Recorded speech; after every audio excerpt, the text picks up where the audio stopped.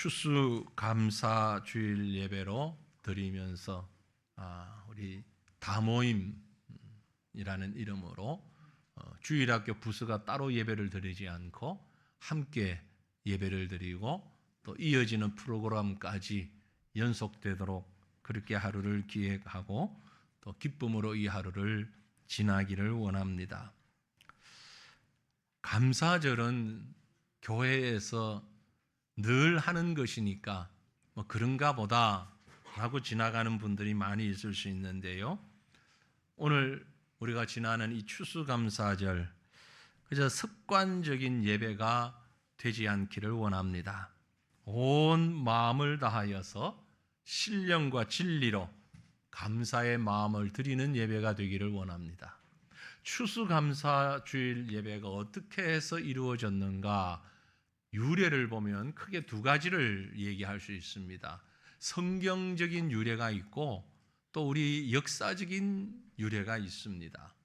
성경적으로는 어디에 있느냐 하면 이스라엘 백성이 출애굽하여서 가나안에 이르기 전에 광야에 있을 때에 하나님께서 모세를 불러서 이렇게 명령하시는 장면이 있어요.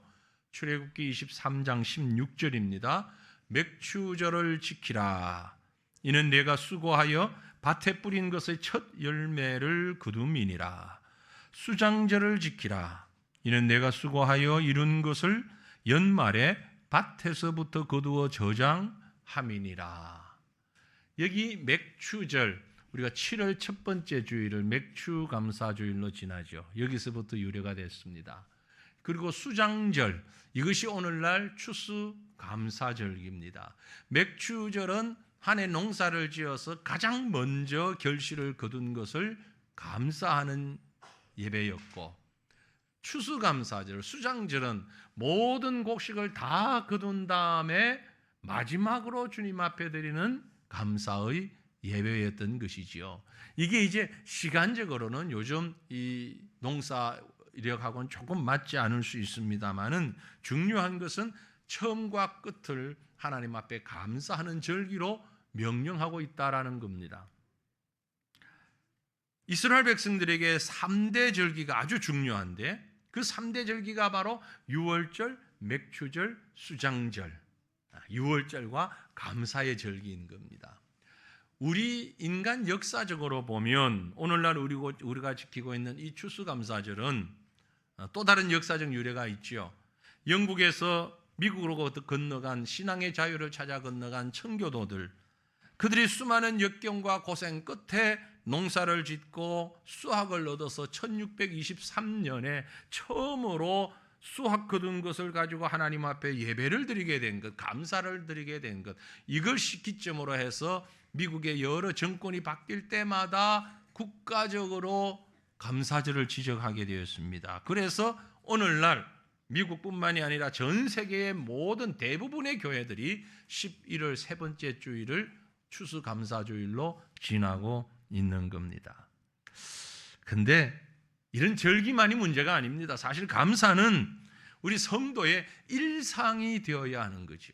우리가 잘 아는 말씀이 있습니다. 어린 아이들도 외우고 있는 말씀인데요. 데살로니가전서 5장 16절 이후의 말씀, 항상 기뻐하라, 쉬지 말고 기도하라, 그리고 범사에 감사하라. 이것이 그리스도 예수 안에서 너희를 향하신 하나님의 뜻이다 라고 말씀합니다. 그래서 성 어거스틴은 성도의 삶 가운데 꼭 필요한 것이 있는데 그게 믿음, 소망, 사랑, 그리고 감사라고 얘기를 했습니다. 감사는요, 어떤 조건이 좋아서 어떤 상황 때문에 드리는 게 감사가 아닙니다. 객관적으로 볼 때 감사할 조건이 전혀 없는 사람이 감사를 하고 정말 감사할 게 많은데도 감사 안 하는 사람들이 있어요. 예를 들면 성경에 스데반, 베드로, 바울, 디모데, 이 사람들은요 세상적인 시각으로 볼 때 감사할 이유가 별로 없어요. 그렇지 않아요? 예를 들면 사도 바울, 빈털털입니다.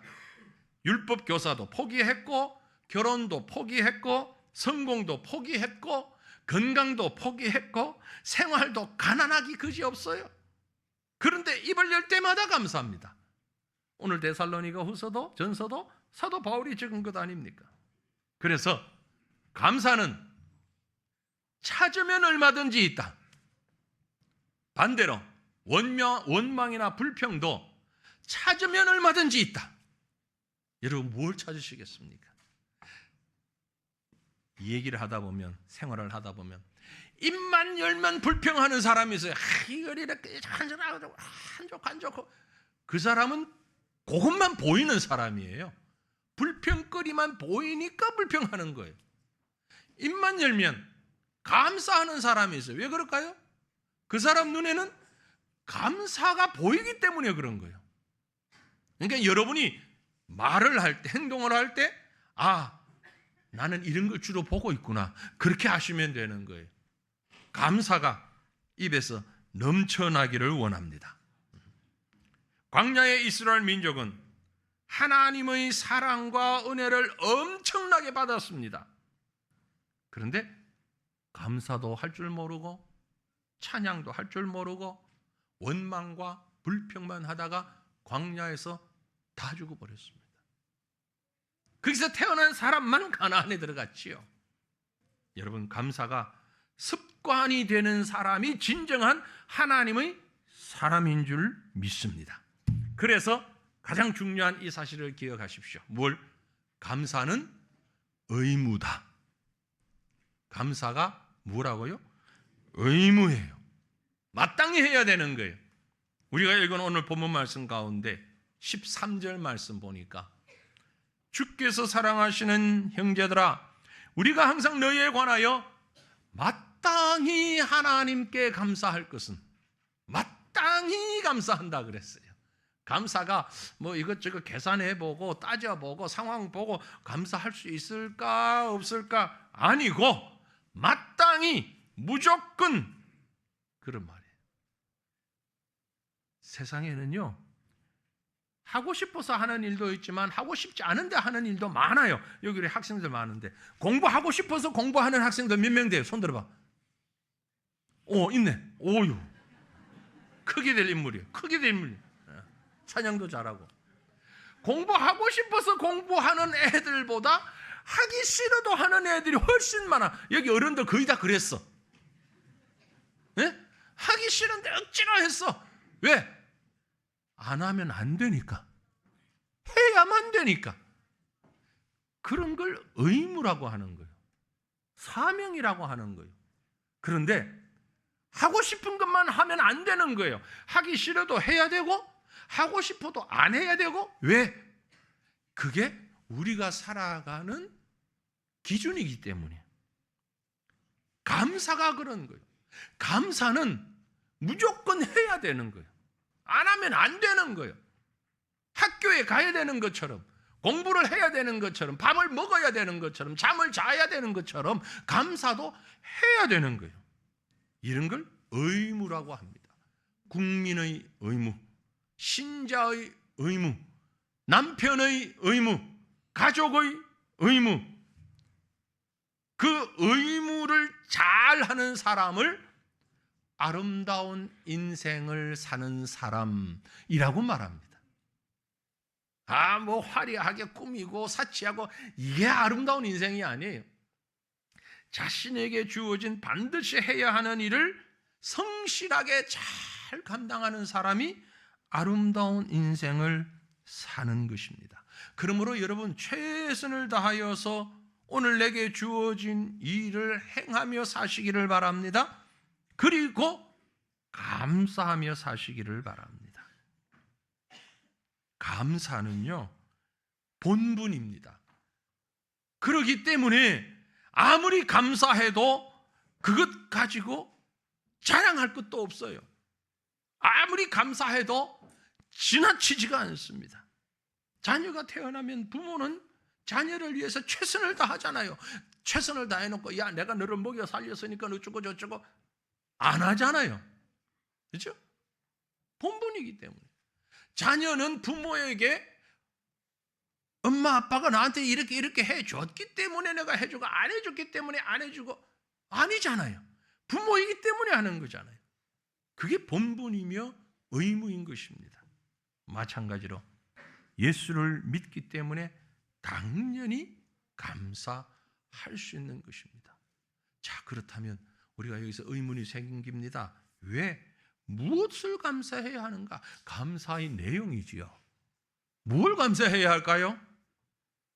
우리가 오늘 데살로니가 후서 2장 13절 이후 말씀을 읽었는데 1절부터 12절 말씀에 무슨 내용이 있는가 하니까 불법과 비밀과 악한 자의 세력 가운데서, 그런 세상 가운데서 살면서 멸망당하는 자들에 대한 기록이 있습니다. 가슴이 서늘할 만큼 두렵습니다. 그런데 바로 그 말에 이어서 그럼에도 불구하고 바울이 이런 고백을 했지 않습니까? 아까 우리 봤던 13절 말씀 다시 보면, 주께서 사랑하시는 형제들아, 우리가 항상 너희에 관하여 마땅히 하나님께 감사할 것은, 그리고 그 다음에 하나님이 처음부터 너희를 택하사 성령의 거룩하게 하심과 진리를 믿음으로 구원을 받게 하심이라. 하나님이 우리를 구원해 주신 사실, 그 믿음으로 구원받은 것을 감사해야 한다라는 것입니다. 우리가 받은 구원은 하나님이 줄까 말까 언제 줄까 고민하다가 주신 게 아닙니다. 성경에 보면 창세 전에, 세상 창조하시기 전에 하나님이 먼저 우리 택하시고 우리를 구원하시기로 작정하신 거예요. 그래서 감사하는 겁니다. 태어나면서 감사한 겁니다. 우리 몸이 태어나면서 감사하고, 우리 지각이 깨어나면서 감사하고, 우리의 삶이 시작되면서 감사해야 되는 거예요. 그래서 우리가 하는 말 중에 가장 첫 번째 말이 감사합니다 하면 좋겠어요. 우리 돌진한 은하가 아마 잠옷실로 올라가는 거야. 애기니까 이제 말 배울 거 아니에요. 엄마 아빠 말이 나오기 시작한대. 이제 막 나오기 시작한대요. 예, 얼마나 귀여워요. 엄마 아빠 말 나오기 시작하는데, 우리 어른들이 아이들을 가르칠 때 잘못하는 게 하나 있어요. 이제 말 배우는 애들한테 사탕 주면서, 비스켓 주면서 뭐라고 그래? 주세요 해봐. 주세요 해봐. 그러지 마. 왜 그런 나쁜 버릇을 가르쳐? 앞으로는 절대 그런 말 하지 마세요. 주고 뭐라고 그래야 돼? 감사합니다 해봐. 고맙습니다 해봐. 이 말부터 가르쳐야지. 왜 이제 말 시작하는 애를 데리고 주세요부터 가르치냐고. 응? 누구를 위해서? 주는 자기를 위해서. 폼 날려고, 자기 기분 좋으려고. 아니, 어린아이를 위해서 무엇부터 가르치라고요? 감사합니다부터 가르쳐요. 엄마 아빠 다음에 나오는 말은 감사합니다. 감사합니다. 그렇게 해서 태어나서 성장하면 그 아이는 감사하는 삶을 살게 되는 겁니다. 맨날 주세요 주세요 배워가지고 지금도 달라고 그러잖아 자꾸. 감사는 하나님으로부터 받은 것에 대한 나의 찬양이며 고백입니다. 날 구원하신 하나님, 날 살려주신 하나님, 그 하나님을 향해서 감사의 마음이 끊이지 않아야 되는 거죠. 왜 감사하지 못할까요? 구원을 모르기 때문에, 받은 바 은혜를 모르기 때문에 감사하지 못하고 있는 거죠. 사도 바울은 교회를 핍박하는 1인자였습니다.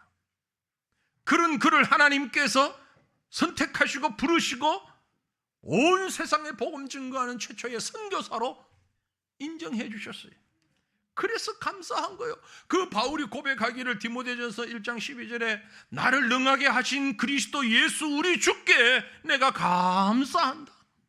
나를 충성되이 여겨서 내게 직분을 맡기셨기 때문이다. 고백하는 겁니다.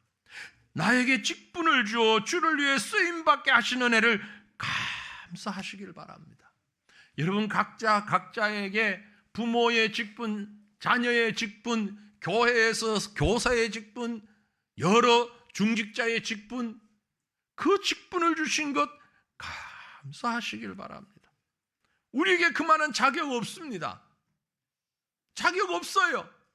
그럼에도 불구하고 나를 충성되이 여기셔서 너 잘할 거야. 그래, 너 잘할 거야. 내가 너를 택했으니까 넌 잘해. 그래서 하나님이 우리를 이 직분 맡겨 주셨다라는 것입니다. 바울이 자신의 그런 모습을 생각하며 감사했던 거지요. 성경을 기록한 언어가, 신약 성경 기록한 언어가 헬라어라고 우리가 알고 있잖아요. 헬라어에 감사라는 말에 어떤 단어가 있냐면 유카리스라는 말이 있습니다. 유카리스. 유키지 말고 유카리스. 유카리스가 무슨 말이냐면은 유라는 말은 굿, 좋다라는 말이에요. 좋다. 카리스는 그레이스, 은혜라는 말이에요. 은혜. 가장 좋은 은혜. 그게 감사라고요. 하나님이 날 구원하신 너무너무 큰 은혜, 우리 죄를 용서하시고 하나님 백성 삼으신 이 은혜, 이게 감사라고요. 그래서 이 자리 감사하지 않을 사람 있습니까? 아무도 없죠. 여러분, 감사의 제목을 찾으시길 바랍니다. 많은 것 가운데 하나님이 날 구원하신 것에 감사하시길 바랍니다. 세상적인 감사 말고요. 여기 쌀이 있는데 우리가 해마다 매년 지금 한 15년 다 돼가는 것 같은데 매년 이 추수감사절에 쌀을 모아서 나누잖아요. 현금으로 여러분이 드리신 쌀 헌금은 작은 교회, 농촌교회 목회하시다가 은퇴하신 목사님들, 정말 힘들게 사시니까 그 목사님들에게 작년에도 30명인가에게 우리가 그 쌀을 다 보내드렸어요. 금년에도 그렇게 보낼 겁니다. 현금으로 해주신 분들 그 돈으로. 그리고 여기에 진열된 이 쌀은 거의 저기 동대문에 있는 쪽방촌에 갑니다.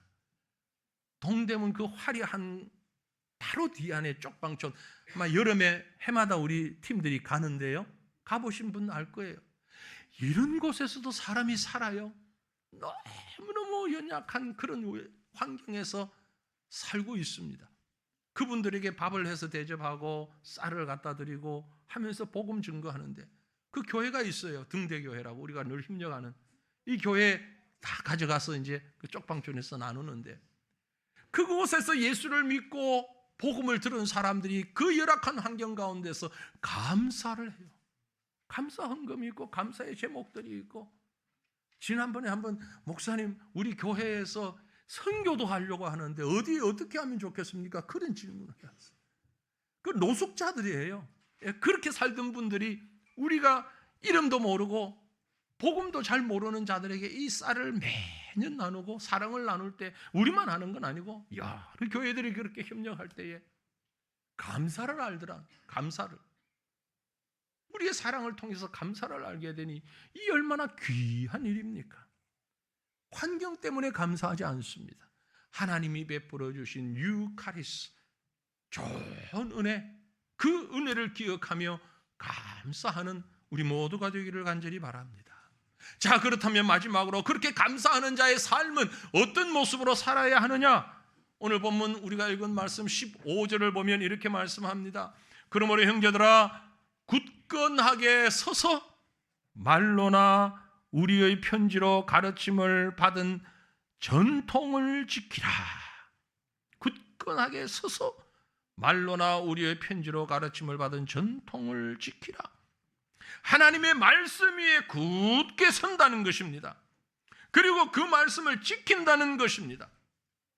성도로서 마땅히 해야 하는 일은 사도들을 통해서, 교회 전통을 통해서 우리에게 전달된 하나님의 말씀 위에 굳게 서는 겁니다. 그런 면에서 우리가 얼마나 우리의 감사의 삶의 자세가 중요한지 몰라요. 요한계시록에 보면 밤모섬으로 유배당한 사도 요한이 엎드려 기도할 때 하늘 문이 열리며 예수 그리스도의 계시를 받는데, 그때 맨 처음에 써놓은 글이 계시록 1장 3절에 이 예언의 말씀을 읽는 자와 듣는 자와 그 가운데 기록된 것을 지키는 자는 복이 있나니 때가 가까움이라. 그리고 이 계시를 다 적고 그 마지막에 22장 7절에 보라, 내가 속히 오리니 이 두루마리의 예언의 말씀을 지키는 자가 복이 있으리라. 말씀 위에 굳게 서고 이 말씀을 지키는 자 복이 있다. 그러므로 여러분, 배우는 데서 끝나지 말고, 읽는 데서 끝나지 말고, 읽고 배우고 공부하고 그리고 그 말씀을 지키는 데까지 가야 되는 거예요. 그게 감사하는 사람의 모습이에요. 감사하는 사람은 뭐 호주머니에서 돈을 마주는, 이게 감사하는 사람의 모습이 아니라 말씀을 지키는 거죠. 금방 읽었던 말씀 다시 보면, 그러므로 형제들아 굳건하게 서서 말로나 우리의 편지로 가르침을 받은 전통을 지키라. 굳건하게 서서, 글자가 잘못 써서 stand fast, stand firm. 굳건하게 서서, 하나님의 말씀에 굳건하게 서서 우리에게 주신 말씀의 전통을 지켜라. 이게 감사한 일입니다. 이게 감사. 우리 교회가 오랫동안 방글라데시에 선교를 해오고 있지 않습니까? 대단히 엄청난 규모, 화려하게 많이 하진 못합니다. 그저 우리가 할 수 있는 부분 조금 하고 있을 뿐이에요. 그런데 참 감사한 것은요, 그곳에 우리가 복음을 증거하기 시작해서 30여 년 지나가면서 말씀의 전통이 이어져 가고 있다는 게 얼마나 귀한 일인지요. 네? 그곳에 오래전에 제가 갔을 때에 청소년 아이들, 우리 여기 있는 중고등학생들 같은 이런 아이들 데리고 제자훈련 시작했거든요. 그 친구들 가운데 성장해서 신학을 하고 지금 목사님이 되어 있잖아요. 목회하고 있잖아요. 그리고 그 목사님, 그 학생이었는데 목사님 됐고 결혼을 하고 자녀를 낳아서 그 자녀가 지금 이미 20대가 되어서 이번에 유학 보내려고 제가 내일 필리핀을 가는 거예요. 그 아이를 위해서 2대에 걸쳐서 복음의 자녀를 우리가 기도하고 헌금하고 하면서 꿈나무들을 키웠잖아요. 그 꿈나무들이 지금 사회 각층으로 나가 있습니다. 이미 어떤 애는 축구선수, 국가대표 축구선수도 하고 있어요. 그리고 변호사 하고 있어요. 교사도 하고 있어요. 이러면서 성장해요. 이제 목사님이 또 나와요. 한 사람이 지금 현지에 신학교에 가 있습니다. 그리고 이번에 또 이 친구는 이제 내년 초에 고등학교 졸업을 하게 되는데 필리핀에 있는 신학대학에 보내어가지고 학위를 바꿔서 다시 자기 나라에 들어가서 교회 지도자로 활동할 수 있게끔 하도록 하기 위해서 제가 가장 적절한 학교 알아보고 그 학교 당국과 협의하기 위해서 가는 거예요. 가서 이 친구를 잘 좀 교육시키고 해달라고. 금년에 가고 이제 내년에 가서 입학까지 딱 맡기고 현지에 있는 우리 선교사님들에게 또 책임을 좀 맡기고 이렇게 해서 그 사람을 목사로 신학자로 키우려고 하는 겁니다. 여러 사람 못해도 그 몇 명이라 할지라도 신앙의 전통을 이어가면서 말씀의 전통을 이어가면서 그 집안이 힌두교인 집안이었거든요. 아무데나 절하고 하던 그 집안의 아이들을 데리고 예수 믿게 만들고 복음 증거하고 목사가 되게 하고 그 목사의 집에서 다시 자녀가 태어나서 또 목사가 되도록 이렇게 신앙의 전통을 이어가는 일을 여러분, 우리 교회가 지금 여러분들이 하고 있는 거예요. 이 얼마나 귀한 일입니까? 이 소중한 일들을 하나님 앞에 감사함으로 감당할 수 있기를 원합니다. 그리고 대를 이어가면서 더 많이 지속적으로 그런 일들이 일어났으면 좋겠어요. 우리 가정의 자녀들에게도, 여기 있는 우리 자녀들 모두가 아름다운 신앙의 전통을 이어가는 그런 자녀들이 되었으면 좋겠습니다. 지난 4주 동안 토요일에 우리 주일학교 아이들을 위해서 기도하면서 또 예배를 드리면서 제가 한 명 한 명 안수하면서 다 알질 못해도 할 때마다 정말 울컥울컥 가슴이 울컥거리며 하나님, 이 아이들을 통하여서 이 나라의 미래를, 이 세상의 하나님 나라를 선포하는 일에 사용해 주십시오. 얼마나 소중한, 이보다 더 큰 감사가 어디에 있습니까? 이보다 더 큰 은혜가 어디에 있습니까? 오늘 우리는 추수감사절을 지나면서 이런 진정한 믿음의 감사, 이 감사의 신앙을 가지고 하나님 앞에 나아갔으면 좋겠습니다. 그리고 이 아름다운 신앙의 유전들이 계속해서 이어지기를 간절히 소망합니다. 우리 모두가 하나님 앞에 더 큰 감사를 드리면서 하나님 앞에 헌신하고 주의 복음을 위해서 쓰임받는 사람들, 그런 가정들, 그런 심령들 되게 하옵소서. 간구하며 주 앞에 나아가는, 그리고 감사의 찬양을 올려드리는 저와 여러분이 우리 모두가 될 수 있기를 주님의 이름으로 축원합니다. 우리 함께 기도하겠습니다. 한 마음으로 이 시간 말씀 생각하시면서 각자의 마음에 있는 것들을